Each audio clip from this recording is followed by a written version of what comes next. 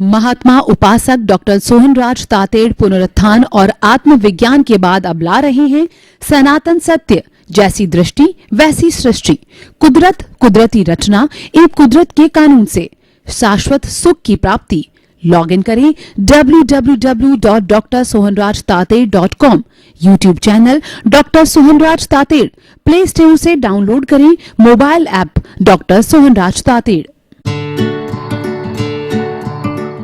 ओम शांति प्रभो, जय शांति प्रभो, पार्श्वनाथ वीर प्रभो। ओम शांति प्रभो, जय शांति प्रभो, पार्श्वनाथ वीर प्रभो।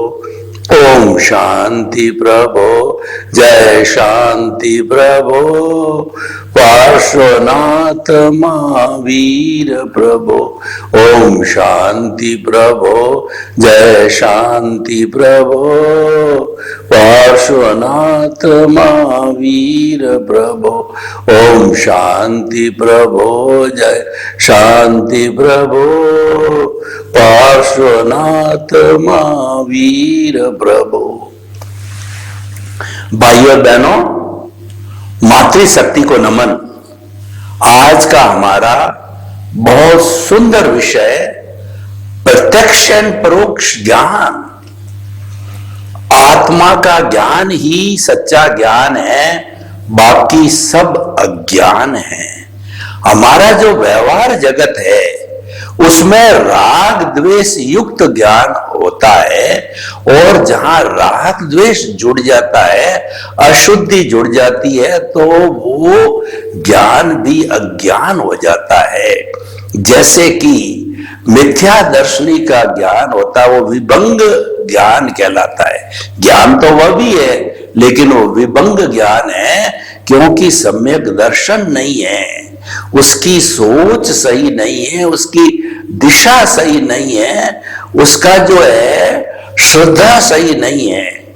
श्रद्धा बलवान होती है, और श्रद्धा कौन सी बलवान होती है?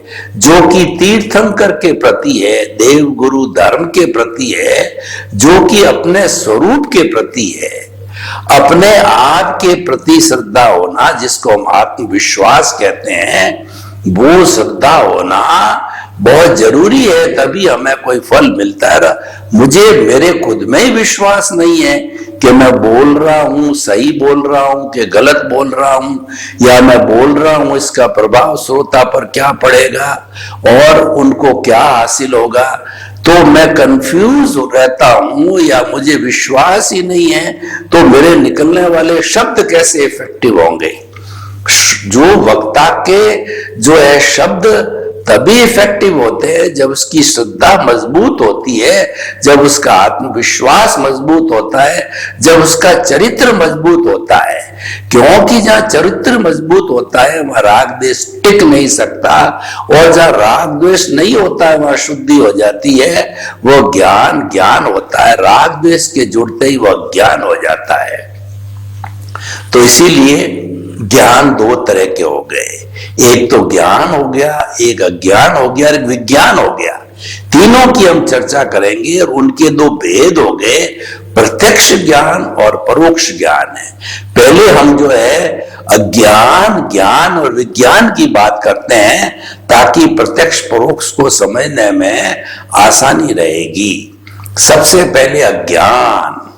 अज्ञान का अर्थ होता है राग द्वेष युक्त, जो हमारा जन्म से मृत्यु के बीच में कॉजल बॉडी सहित कार्य होता है। यानी जो अज्ञा का संसार है, जो बहिरात्मा का संसार है, जो नॉर्मल व्यक्ति का संसार है, वो अज्ञान से जुड़ा हुआ रहता है। इसी अज्ञान के कारण ही आत्मा इस कर्म शरीर से जुड़ी हुई है। कर्म शरीर स्वयं अज्ञान है। जब अज्ञान नष्ट हो जाता है तो आत्मा सिद्ध बुद्ध मुक्त बन जाती है, क्योंकि जो मूल आत्मा है वह सिद्ध बुद्ध मुक्त अवस्था में ही है, वो प्योर अवस्था में ही है। उसको मोक्ष में जाने में कोई देरी नहीं लगती है। तो इसीलिए जो अज्ञान है इसको सभी हमारे धर्मों ने स्वीकार किया है। जितने भी भारतीय और भारतीयतर 365 करीब धर्म दर्शन है, जो आत्मा में विश्वास करते हैं, जो कर्म में विश्वास करते हैं, जो पुनर्जन्म में विश्वास करते हैं, वो यही मानते हैं कि ये कर्म ही अज्ञान है और इन कर्मों के कारण ही आत्मा इस देह के अंदर है। जब आत्मा को अपने स्वरूप का ज्ञान हो जाएगा कि मैं मन वचन काया से मुक्त ऐसा शुद्ध आत्मा हूं, तब फिर वह मुक्त होने में उसको कोई देरी नहीं लगेगी। दूसरे शब्दों में हमारे सनातन सत्य की भाषा में बात करेंगे तो मन वचन काया स्वयं अज्ञान है, क्योंकि अज्ञान के कारण ही ये निर्मित हुए। अगर हमारी कॉजल बॉडी ना हो तो ये स्थूल शरीर कहां से आएगा? ये स्थूल शरीर तो पूर्व जन्म के कर्मों के भुगतान के लिए मिला है। ये मात्र मिट्टी है, इसका कोई रोल नहीं है, क्योंकि बिना स्थूल शरीर के आत्मा कहां निवास करेगा, कॉजल बॉडी कहां निवास करेगा और हमारी प्रतिष्ठित आत्मा कहां निवास करेगी। एक बात हम आपको बता देते हैं कि जितना भी पुरुषार्थ है हमारे सनातन सत्य के माध्यम से हम कहना चाहते हैं 100%, चाहे वह जो है रिलेटिव पुरुषार्थ हो, चाहे रियल पुरुषार्थ हो, मुक्ति में जाने का पुरुषार्थ हो, सारा प्रतिष्ठित आत्मा करती है। मूल आत्मा कुछ नहीं करती। ये कंफ्यूज नहीं होना है। मूल आत्मा की तो मात्र हाजिरी है। अगर मूल आत्मा है तो ये शरीर का अस्तित्व है, मूल आत्मा नहीं है तो राम नाम सत्य होता है। ये बात आपको अच्छी तरह से समझनी चाहिए और उसी मूल आत्मा से पुरुषार्थ करने के लिए ये प्रतिष्ठित आत्मा जो है निकली है। वो प्रतिष्ठित आत्मा जो है वो हमारी शुद्ध आत्मा की भाव सत्ता है, जो कि एक तरफ अज्ञा है यानी कि हमारा जो व्यवहार जगत है, दूसरी जगह प्रज्ञा है जो हमारा अध्यात्म जगत है। यानी प्रज्ञा मॉनिटर है अध्यात्म जगत की और अज्ञा मॉनिटर है हमारे व्यवहार जगत की। और ये जो हमारा प्रतिष्ठित आत्मा है ये मन बुद्धि चित्त अहंकार की प्रोसेसिंग फैक्ट्री है। यानी जितना हम कर्मों का भाव डाल करके चार्ज करते हैं, भाव कर्म से चार्जिंग होता है, भावों से चार्जिंग होता है, जिसको कि भाव कर्म बोलते हैं। लाइव मीन्स भाव कर्म और डिस्चार्ज मीन्स द्रव्य कर्म। जब एक भाव कर्म हम करते हैं, क्योंकि भाव की जो शक्ति है, हमारा सनातन सत्य कार्यक्रम ये बताता है, यूनिवर्सल ट्रुथ ये है कि भाव सत्ता चेतन तत्वों का गुण है, जड़ का नहीं है। जड़ भाव नहीं कर सकता क्योंकि ये चेतन तत्व का गुण है और चेतन जो है वो फीलिंग कर सकता है, उसमें सुख दुख की अनुभूति करती है और कुल मिला के जो हमारा विषय है वो भाव पैदा कर सकती है। लेकिन जड़ है उसके अंदर न तो फीलिंग होती है, न भाव होते हैं, न चेतना होती है और कुछ भी नहीं होता है। वो तो मात्र जो है एक भुगतान का साधन है जो कि जन्म से मृत्यु तक आयुष्य के अधीन रहता है। तो भाई और बहनों, आज का जो हमारा विषय जो है जिसको कि हमने बताया अभी, अज्ञान, यानी जब तक स्वरूप की ज्ञान नहीं होता है या जागृति प्रारंभ नहीं होती है, जब तक सम्यक दर्शन नहीं होता है, जब तक हम अकर्ता बन करके और अंतरात्मा पद पर नहीं बैठ जाते, हमको ज्ञान नहीं होता है, उसके पहले सारा ज्ञान है। इसीलिए कहा गया है कि आत्मज्ञान ही सच्चा ज्ञान है, शेष सब अज्ञान है। आपको जो ही आत्मज्ञान हुआ यानी कि आपका पुण्योदय हुआ और दूसरा आपको सद्गुरु या ज्ञानी पुरुष मिला जो कि एक्सपर्टाइज है इस मामले के अंदर, जिनका अतिशय है, तो वो आपके अनंतानुबंधी जो कषाय है, जो आपका दर्शन मौनी है, उसको भस्मीभूत करके आपको जो ज्ञान देते हैं, यानी आपका जो कर्ता पद पद पर चौकड़ी लगा देते हैं। कर्ता पद पर जो कर्म बंधन का कारण है, कॉजल बॉडी बनने का जो मेन कारण है, वो है कर्ता भाव। तो कर्ता भाव पर वो चौकड़ी लगा देते हैं। वो सबसे पहले जो ज्ञान लेने वाले से एक एमओयू करवाते हैं कि जो है द्रव्य कर्म, भाव कर्म, नौ कर्म, मन वचन काया तथा मेरे नाम की सर्व माया आप प्रकट पुरुष के सुचरणों में समर्पित करता हूं। वो बॉन्ड लिख देता है, मेरा कुछ नहीं। भक्ति मार्ग में भगवान कृष्ण क्या कहते हैं कि तू चोर है, लुटेरा है, पापी है, तू मेरे चरणों में समर्पित हो जा, तू मुझे अपना ईश्वर भगवान मान ले, और जो कुछ भी तेरा मन वचन काया की क्रिया होती है वो सब मेरे नाम से करता रहे, तो तेरे को मुक्त करने की जिम्मेवारी मेरी है। तो उसी तरह से ये ज्ञान जब दिया जाता है तभी हमारे में एक परिवर्तन आता है, और वही हमारे जीवन का मोड़ होता है, और वही मनुष्य जीवन का लक्ष्य है। जन्म जन्मांतर से हमको कोई ऐसे ज्ञानी पुरुष ज्ञानी नहीं मिले, और हमारा भाग्योदय भी नहीं हुआ, क्योंकि जब तक आपका उपादान नहीं है तब आपको निमित्त भी नहीं मिलता है। उपादान निमित्त मिलकर के फल मिलता है। जो निष्पत्ति होती है वो उपादान और निमित्त दोनों से मिलकर होती है, एक से नहीं होती। आपका उपादान तो बहुत है, लेकिन अभी तक कर्म जो है ना वो उदय और प्रारब्ध नहीं आया है, तब तक निमित्त नहीं मिलेगा। उदय और प्रारब्ध होगा तब आपको जो है ये कुदरत है उस निमित्त को, उस ज्ञानी पुरुष को ला करके खड़ा कर दी। कुदरत तो यहां तक आपको मुक्ति में भेजने का साधन भी कुदरत ही करती है, क्योंकि निमित्त जुटाने के लिए कोई ऑथोरिटी है तो वो सिर्फ कुदरत है। वही हमारी सनातन सत्य कार्यक्रम का मुख्य रीढ़ की हड्डी है कि हम जो है कुदरत, कुदरती रचना और कुदरत के कानून के पर आधारित है। ये सनातन सत्य, यूनिवर्सल ट्रूथ, सार्वभौम सत्य, ultimate reality of the world, उसके ऊपर आधारित है। और हमारा जो उद्देश्य है, क्योंकि हर काम का उद्देश्य होता है, हमारा उद्देश्य है कि आपको शाश्वत सुख की नींव लगानी। टेम्परेरी सुख तो आप जन्म जन्मांतर से जो है वो भोगते आ रहे हो। आपको हम ये नहीं कहते हैं कि शाश्वत सुख आपको दे देंगे, हम तो नींव लगाने का काम करते हैं। नींव कब लगेगी? जब आपकी रॉन्ग बिलीफ को हम समाप्त करके राइट बिलीफ में बदलते हैं। तो ये सारा ज्ञान का, और जो ज्ञान मिल गया त्यों ही हम आत्मपद पर बैठ गए, कर्ता भाव पे चौकड़ी लग गई। तो आत्मपद जब हमारे हाथ में आ गया तो फिर हमारा ज्ञाता दृष्टा भाव प्रकट हो गया। हमारा जो है ऊर्ध्वा गमन हो गया, अधोगमन रुट गया। हमारा कुंडलिनी जागरण हो गया, हमारी प्रज्ञा जागृत हो गई, हम ज्ञाता दृष्टा बन गए, हमको दृष्टि विज्ञान मिल गया। और सबसे बड़ा काम होता हमको भेद विज्ञान मिल गया। यानी जो ज्ञानी ने कह दिया है कि लो तेरी शल्य चिकित्सा कर देता हूं, जड़ अलग है और चेतन अलग है, वो दोनों को अलग करके भेद विज्ञान कर देते हैं।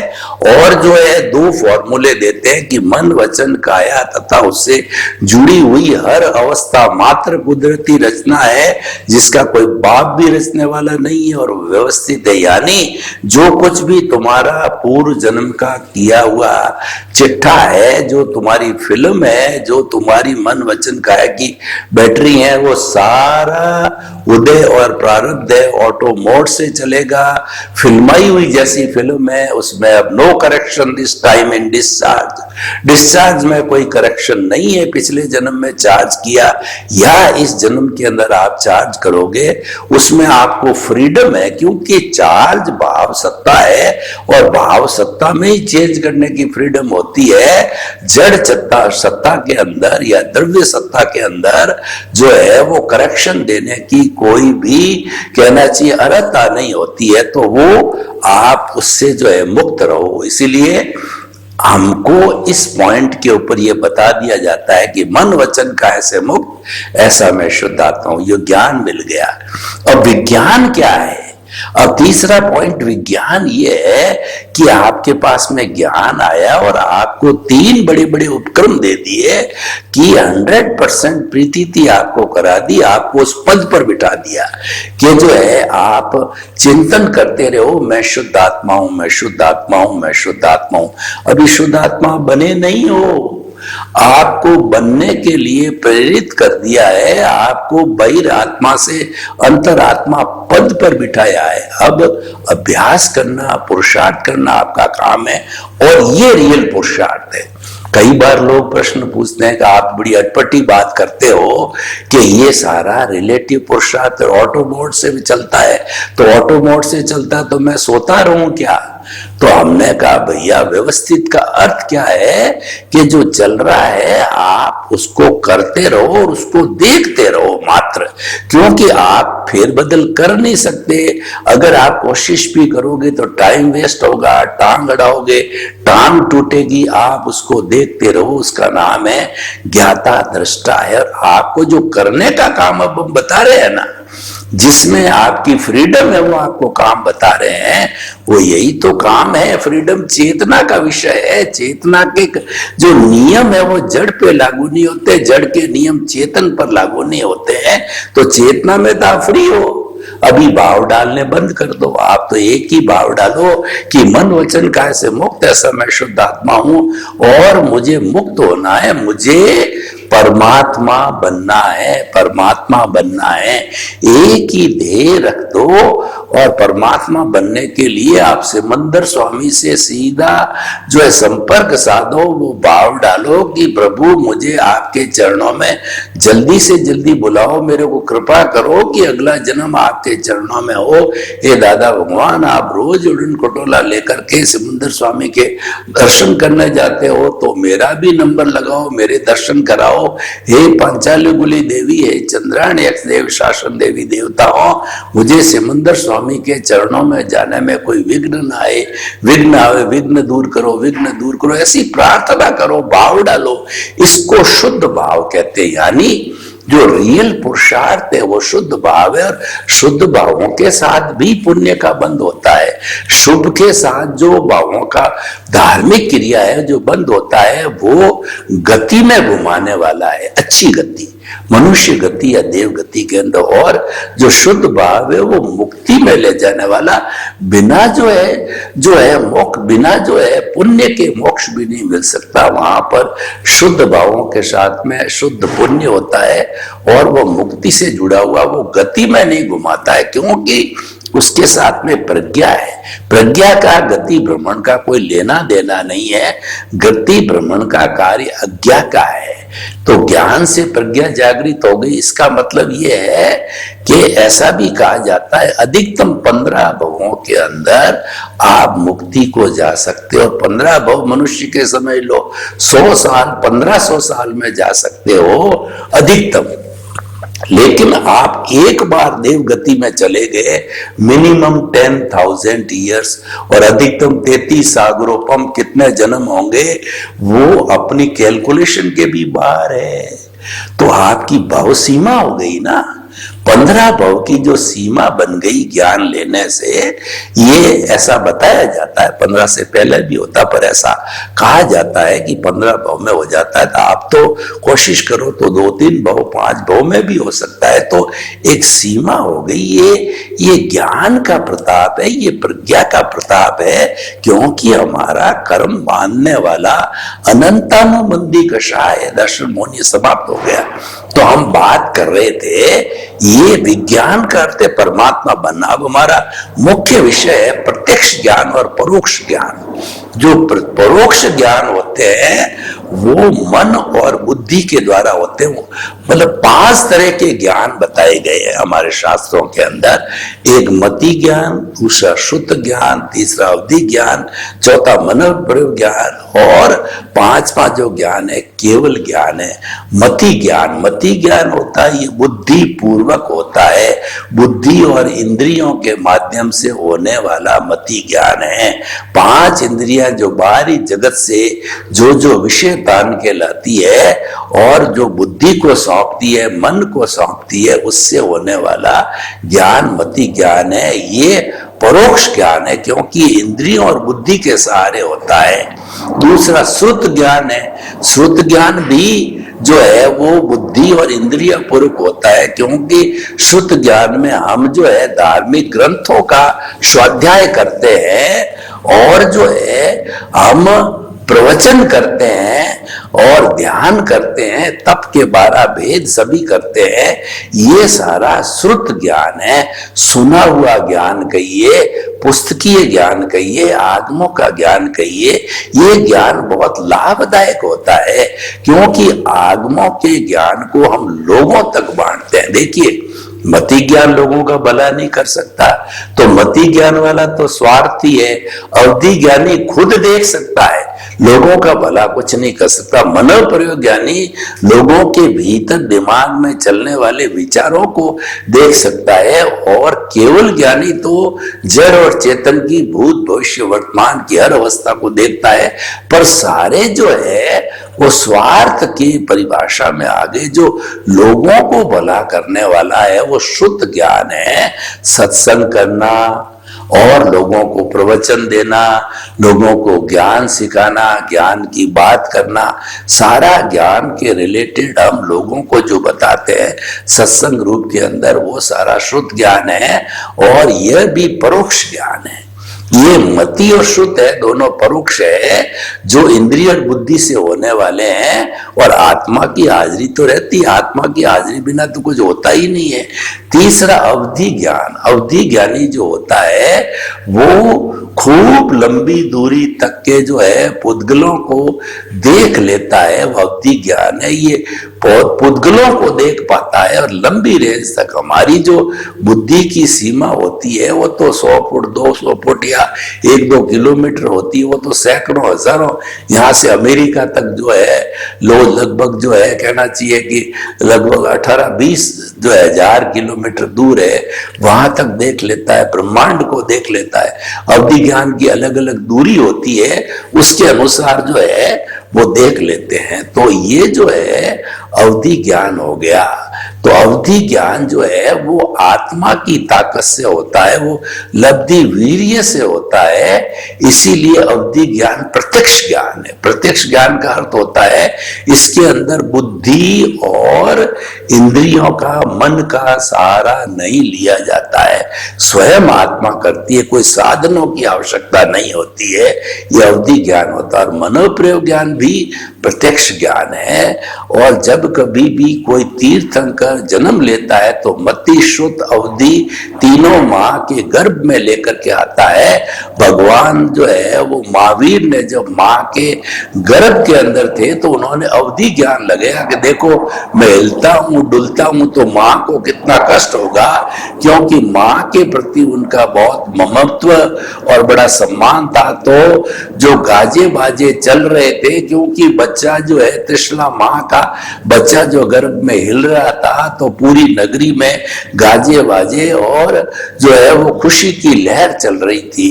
तो फिर जब भगवान ने हिलना डुलना बंद किया अवधि ज्ञान से, तो गाजे बाजे रोक दिए गए, सन्नाटा सा गया, मां दुखी हो गई। तो भगवान महावीर के जीव ने त्रिशला मां के जो गर्भ में था, उन्होंने फिर अवधि ज्ञान लगाया। अरे मां तो दुखी हो रही है, गाजे बाजे बंद हो गए हैं। तो उन्होंने जो है फिर हिलना डुलना चालू किया, तो मां के जान में जान आई, त्रिशला मां के और सिद्धार्थ पिता के, वरना वो कुमला गए थे, दुखी हो गए थे। तो उन्होंने जो है गर्भ के अंदर ही संकल्प किया कि जब तक मेरे माता पिता जिंदा है मैं दीक्षा नहीं लूंगा, क्योंकि उनका मेरे पर बहुत उपकार है, मुझे 9 महीने गर्भ में रख रही है और आगे भी मेरा पालन पोषण करेगी। तो उन्होंने जो है माता पिता 28 साल की उम्र के अंदर देवलोक हुए, तब जाकर के जो है फिर नंदीवर्धन बड़े भाई ने कहा अभी तो शोक संतप्त है हम लोग, तो उसके जो है वो मनोहर पे 2 साल और निकाले। 30 साल की उम्र में वो दीक्षित हुए, और दीक्षित होते ही मनोप्रयोग ज्ञान हो गया। वो लोगों के मन में क्या क्या चल रहा है, यानी जो अपने मन जो है पुद्गल है उन परमाणुओं को वो पकड़ लेते हैं। तो ये भी जो है वह प्रत्यक्ष ज्ञान कहलाता है। उसके बाद के अंदर जो है धीरे धीरे वो दीक्षा लेकर के कोई भी जीव जो है 8वें गुण स्थान तक पहुंचता है। दीक्षा लेता है तब वो 6ठा गुण स्थान आता है, फिर अप्रमत है वो 7वां आ जाता है। 8वें के अंदर 2 श्रेणियां, 2 मार्ग निकलते हैं। ये जो जंक्शन पॉइंट है हमारे रेलवे स्टेशन में, जो जंक्शन होता है उसका बहुत महत्व होता है। जैसे जोधपुर जंक्शन, इसके अंदर 3 तरफ जो है लाइनें जाती है, एक तो जैसलमेर को जाती है और एक मंडोर होकर के जयपुर को जाती है, एक भगत की कोठी होती हुई अहमदाबाद को जाती है। तो जंक्शन पॉइंट है। तो 8वां गुणस्थान जो है वो क्षपक श्रेणी का एक जंक्शन पॉइंट है। अगर कोई भी जीव शुद्ध जो है वो कर्मों का होता है, शुद्धता को होता है, तो क्षपक श्रेणी लेता है। क्षपक श्रेणी लेने का अर्थ ये हो गया कि मुक्ति निश्चित है, उसी जन्म के अंदर वो सिद्ध बुद्ध और मुक्त बनेगा। फिर वो 9वां 10वां के अंदर 11वां को टच नहीं करता है। और 8वें गुणस्थान के अंदर उपशम श्रेणी ले लेता है। तो उपशम श्रेणी क्या होती है, मैं आपको उदाहरण दूं कि कोई भी चिंगारी है, उसके ऊपर जो है गहरी राख आ गई है, तो हमको जो पता नहीं पड़ सकता कि इसके अंदर चिंगारी, जब हवा चलती है और वो राख उड़ जाती है तब वो चिंगारी भभक करके फिर अग्नि हो जाती है। तो ये उपशमन हुए कर्म जो है 11वें गुणस्थान में फिर मोहनीय कर्म सक्रिय हो जाता है और वो भभक करके वो सांप काटना, सांप चिड़ी का खेल आपने देखा, तो 11वें गुणस्थान के अंदर सांप काटता है और धीरे धीरे वो पूंछ के सहारे दूसरे में श्वास आदन सम्यक दृष्टि, दूसरे भाव तक उसको जो है वो प्योरिटी का जो है वो स्वाद ध्यान होता है, 6 वालिका का होता है और फिर उसके बाद पहले में गिर जाता है। कई जो है हमारी श्वेतांबर परंपरा कहती है कि वह उसी भाव में वापस मुक्ति को नहीं जा सकता। दिगंबर परंपरा कहती है फिर वो प्रयास करता है और फिर उसी जन्म के अंदर क्षपक श्रेणी लेके मुक्ति को जा सकता। खैर वो अपनी अपनी मान्यता है। तो जो जिसने जो है वो 12वां गुणस्थान क्षीण वो गुणस्थान प्राप्त कर लिया, वो वीतराग हो गया, उसने शत्रु को पराजित कर दिया, मोहनीय कर्म का संपूर्ण क्षय हो गया, नाश हो गया। और मोहनीय कर्म के नाश कर होते ही अंतर मूर्त के अंदर ज्ञानावरणीय दर्शनावरणीय अंतराय का संपूर्ण नाश होकर के वह केवल ज्ञानी बन जाता है, तीर्थंकर होता है। तो तीर्थ की स्थापना करता, केवल ज्ञानी होता तो तीर्थ की स्थापना नहीं करता है, वो केवल ज्ञानी बन गया। यानी इस औदारिक शरीर के अंदर वो इस पूरे ब्रह्मांड का ज्ञाता बन गया, ब्रह्मांड का सर्वश्रेष्ठ व्यक्ति केवल ज्ञानी बन जाता है और वो भूत भविष्य वर्तमान जड़ चेतन की हर अवस्था को जानने लग जाता है। और उसके बाद के अंदर अपने आयुष्य की संपन्नता के ऊपर फिर वो 14वां गुणस्थान प्राप्त करके सिद्ध बुद्ध और मुक्त बन जाता है। तो भाई और बहनों, ये परोक्ष ज्ञान तो होता है। प्रत्यक्ष और परोक्ष ज्ञान 5 में से 2 परोक्ष ज्ञान है और 3 प्रत्यक्ष ज्ञान है। तो हमें जो है अपने जीवन में क्या करना चाहिए कि आप तो मुक्ति की नींव लगाइए, आपका लक्ष्य बनाइए जीवन का कि मुझे मुक्ति की नींव लग जावे। आप जो सुबह से शाम तक जितना पुरुषार्थ करते हो जन्म से मृत्यु तक, अच्छी बात है, ये तो आप लेके आए हो, ये तो करना ही पड़ेगा, करता ही हर व्यक्ति है, उसमें कोई बड़ी बात नहीं है। और ये बंदी बंदाई दिनचर्या होती है, उसका ज्यादा जो है तवज्जो नहीं देनी है। ये तो ऑटो मोड से चलेगा अपने आप। ऑटो मोड का मतलब अपने आप से चलने वाला है। इसको हम पुरुषार्थ तो है ही है, क्योंकि आप काम कर रहे हो, हम कहाँ कह रहे हैं पुरुषार्थ नहीं है। पर इसको जो अध्यात्म विज्ञान ने, हमारे सनातन सत्य कार्यक्रम ने उसको रिलेटिव पुरुषार्थ माना है। और रियल पुरुषार्थ का अर्थ ये होता है कि मनुष्य ही रियल पुरुषार्थ कर सकता है, दूसरा प्राणी नहीं कर सकता। जब हम आपको सारी इतनी सत्संग बता रहे हैं, इतना बार बार परिश्रम करके घोट घोट के एक ही बात को कर रहे हैं, तो अतः आप जो है परोक्ष ज्ञान के तो हो गए ही, पर तो होता ही हर एक में प्रत्यक्ष ज्ञान करके सिद्ध बुद्ध मुक्ति को प्राप्त करो। सर्वे भवन्तु सुखिनः, सर्वे सन्तु निरामया। रोग के सब जीवों को सुख मिले, शांति मिले, आनंद मिले, प्रेम मिले, सौहार्द मिले और सब जो है वो शाश्वत सुख को प्राप्त हो। आपके प्रति शुभकामना, मंगल भावना। ओम शांति, ओम शांति। महात्मा उपासक डॉक्टर सोहनराज तातेड़ पुनरुत्थान और आत्मविज्ञान के बाद अब ला रहे हैं सनातन सत्य, जैसी दृष्टि वैसी सृष्टि, कुदरत, कुदरती रचना एवं कुदरत के कानून से शाश्वत सुख की प्राप्ति। लॉग इन करें www.drsohanrajtated.com, YouTube channel doctor Sohanraj Tated, play store से डाउनलोड करें mobile app doctor Sohanraj Tated.